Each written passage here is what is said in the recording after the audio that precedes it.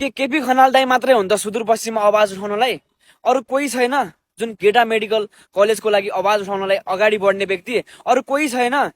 सबैजनालाई म के भन्न चाहन्छु भने जतिजना पनि त्यहाँ टिकटक बनाउन, घुम्न, डेटिङ बस्न, फोटो खिच्न जानु भइरहेको छ, उहाँहरूलाई म के भन्न चाहन्छु भने बरु हजुर घुम्न जानु भइरहेको छ भने त्यहाँ गएर एउटा भिडियो बनाउनुहोस्। आखिर यो किन सञ्चालित भएन? आखिर बनाएर यत्तिकै किन छोडियो?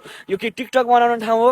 यो घुम्न आउने ठाउँ हो भनेर भिडियो बनाउनुहोस्। किनभने त्यो बारेमा हामी नेपाली सबैजनाको ध्यान आकर्षण होस् र त्यो ठाउँ छिटै बनोस्। हामी सबैलाई नै सहज हुन्छ। सुदूरपश्चिमका जति पनि आमा बुवा, दिदी बहिनी, दाजुभाइहरू छन्, बुढेसकाल लागेका जति पनि, केही उपचार गर्नु हामीले काठमाडौँ नै भित्रिनु पर्ने हो त? यदि हामीलाई सुदूरपश्चिममै गेटा अस्पताल चालु भयो भने, सञ्चालित भयो भने हामीलाई सहज भयो, सजिलो भयो र केही दिदीबहिनीहरू जुन मेडिकल सम्बन्धी पढिरहेका छन् दाजुभाइहरू, उहाँहरूलाई पनि जबको लागि सजिलो भयो।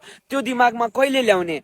घुम्न, डेटिङ बस्न, फोटो खिच्नलाई मात्रै जाने? टिकटकमा भाइरल हुन ठुलो रहर छ भने हो त्यो बारेमा आवाज उठाउनुहोस्, जुन बारेमा हाम्रो सुदूरपश्चिमको लागि आवाज उठ्नेछ र त्यो गेटा अस्पतालको लागि पनि न्याय मिल्नेछ। हस्त, धन्यवाद।